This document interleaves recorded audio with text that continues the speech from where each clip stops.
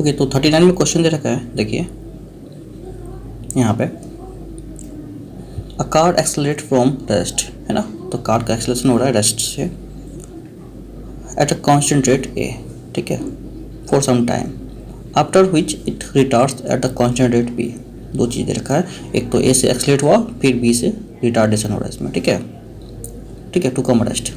The total time left T, total time जो है इसमें टी लगा इसको, ठीक है, seconds. Evaluate the maximum velocity reached and the total distance travel in the terms of a b t। Okay, तो ये जो है एवोल्यूटेड हुआ था, मैक्सिमम वेलोसिटी जो है ये जो है यहाँ पे ये हमको पता चलेगा, ठीक है। तो मैक्सिमम वेलोसिटी कितना हुआ ये हमको बताना है, ठीक है, पहली बात। उसके बाद हमको पता करना है यहाँ पे ए बी के टर्म्स में, ठीक है, टोटल डिस्प्लेसमेंट, टोटल डिस्टेंस कितना होगा, है ना, और मैक्सिमम वेलोसिटी कितना होगा, ये सब ए बी टी के टर्म में हमें बताने हैं। तो देखिए इस कंडीशन को आप अगर चाहे तो ग्राफिकली प्लॉट कर लीजिए, ठीक है। ग्राफिकली प्लॉट अगर करना है तो कर सकते हैं यहाँ पे, या नहीं भी करना है तो आप डायरेक्ट समझ सकते हैं इसको क्या कैसे सॉल्व करना है, ठीक है। तो हम दोनों तरीके बताते, ग्राफ से भी और बिना ग्राफ का भी। तो चलिए पहले ग्राफ देख लेते कैसे बनाना हमको, ठीक है। इस तरीके सवाल को ग्राफ से अगर आपको समझ में आ रहा है तो ठीक है, और नहीं तो आप वैसे भी ग्राफ आपको आना चाहिए समझ में, क्योंकि ग्राफ अगर नहीं समझेंगे आप अभी तो फिर आगे प्रॉब्लम ये हो जाएगा कि आपको जो क्वेश्चन सब गिवन रहेगा ना, तो वो क्वेश्चंस के अकॉर्डिंग आप प्रॉब्लम को सॉल्व करना, और सॉल्व करने के लिए डील करना, ये प्रॉब्लम क्रिएट हो जाएगा। तो देखिए एक कार स्टार्ट हो रहा है, एक्सेलरेट कर रहा है यहाँ से कांस्टेंट रेट ए से, ठीक है। तो एक्सेलरेट होना है यहाँ पे रेस्ट से, ये एक्सेलरेट हुआ यहाँ से यहाँ, ठीक है, और यहाँ से यहाँ तक कुछ फॉर सम टाइम, तो कुछ टाइम लिया हुआ है ना, and after which it retards at the constant rate B, और फिर उसी कांस्टेंट रेट से क्या हुआ, ये रिटार्ड होके जगह पे आ गया यहाँ पे, ठीक है, यहाँ से यहाँ आ गया होगा। अब क्या इसमें दे रखा है, if the total time left is T, तो यहाँ से टोटल टाइम टी लिया, यहाँ से यहाँ तक में ये टी टाइम टोटल ले लिया यहाँ तक में, ठीक है। और मैक्सिमम वेलोसिटी ये जो है यहाँ से यहाँ मान लीजिए वी हुआ होगा, ठीक है, ओके। तो ये हो गया वी वेलोसिटी, ठीक है, मैक्सिमम यहाँ से यहाँ मान लेते हैं, ओके। तो हमें भी निकालना है, ठीक है, ए बी सी के टर्म। तो ये जो ये यहाँ पे मैक्सिमम स्पीड जो ये ए है यहाँ से, है ना, ये जो मतलब चल रहा था बॉडी, है ना, ए के स्पीड से बढ़ रहा था यहाँ पे। तो ये हम बात करते हैं ये ए से एक्सेलरेट हो रहा था और बी से रिटार्ड हो रहा है, ठीक है। और अगर हम बात करें यहाँ से यहाँ तक में, ये मैक्सिमम वेलोसिटी हो जाएगा यहाँ से यहाँ तक में बी, ठीक है, इसको मान लेते हैं बी। अच्छा यहाँ पे दो पार्ट होगा, ये हो गया यहाँ से यहाँ T1 पार्ट मान लिया यहाँ से यहाँ तक में, और इसको T2 पार्ट मान लेते हैं यहाँ से यहाँ तक में, ठीक है। ये T1 पार्ट T2 पार्ट ये हो गया यहाँ से यहाँ तक, T1 एंड T2, ओके। अब अगर हम बात करें यहाँ पे, तो जो वेलोसिटी होगा v इक्वल टू क्या होता है, u प्लस ए टी होता है, आपको पता ही है, ठीक है। तो टोटल टाइम कितना लिया, ये टोटल टाइम t लिया है ना, यहाँ से यहाँ तक टोटल टाइम ये t लिया, कैपिटल T। तो total time T1 plus T2 जो हो गया दैट इज t हो गया यहाँ पे।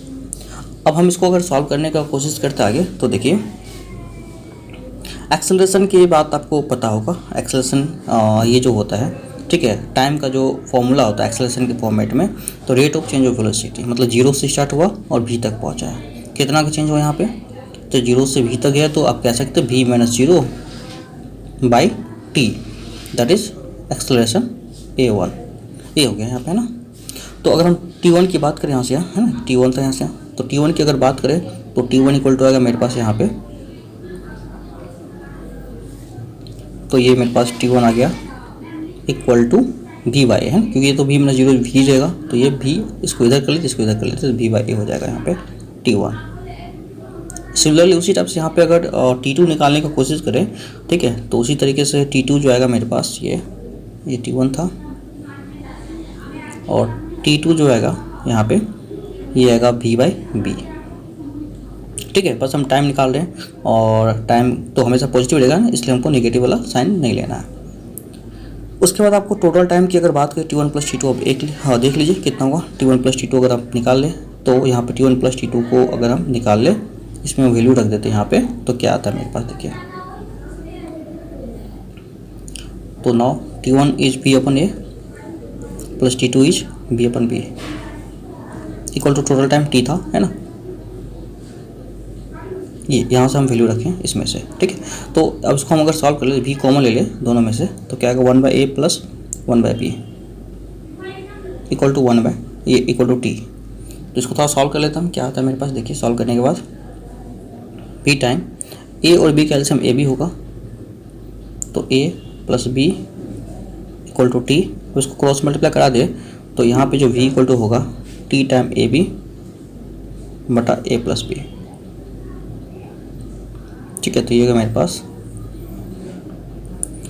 T time A B upon A plus B, this is the velocity, है ना। इसका वेलोसिटी हो गया ये। तो आई होप ये बात आपको समझ में आया होगा कैसे निकला था, ठीक है। ओके, तो ये तो वेलोसिटी आ गया।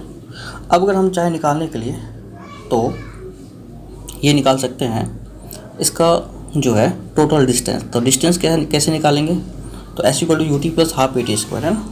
तो u t plus half a t square, या तो ये इस तरीके से निकाल सकते हैं, या तो आप डायरेक्ट इसका एरिया निकाल लीजिए, एरिया ऑफ दिस, है ना, ग्राफ। तो एरिया क्या होगा इसका, half base into height, triangle का हाइट यहाँ पे भी हो गया, है ना, और यहाँ से यहाँ बेस हो गया टी। तो area of this graph will be that is 1/2 base हो गया टी इंटू हाइट हो गया वी। तो वी का वैल्यू पुट कर लीजिए यहाँ पे, तो हो गया 1/2 और ये टी तो टी ही रहेगा, और वी का वैल्यू हो जाएगा t a B upon A plus B, ठीक है। तो टी से टी मल्टीप्लाई होकर टी स्क्वायर हो जाएगा यहाँ पे, है ना। तो that is t square a B upon 2 time a plus b.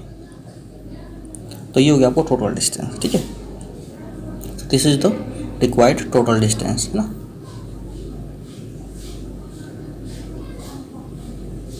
तो ये आंसर आ जाएगा, ठीक है। तो ये दोनों मेरे पास जो है कह रखा था, और ये मेरा दोनों जो कहना था प्रूव करना था वो प्रूव हो चुका है, ठीक है। तो आई होप ये बात आपको समझ में आया होगा। नहीं तो एक बार आप फिर से देख लीजिए वीडियो, तो ये आपको समझ में आ जाएगा क्लियर।